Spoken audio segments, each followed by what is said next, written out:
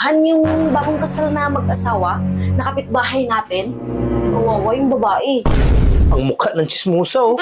Bakit kawawa? Ano ba nangyari? Sinaktan yung babae. Nananakit pala yung lalaki. Paano naman sinaktan? Kawawa naman. Tsaka bagong kasal pa sila? Oo, bagong kasal sila. Pero hindi ko nakita kung paano sinaktan.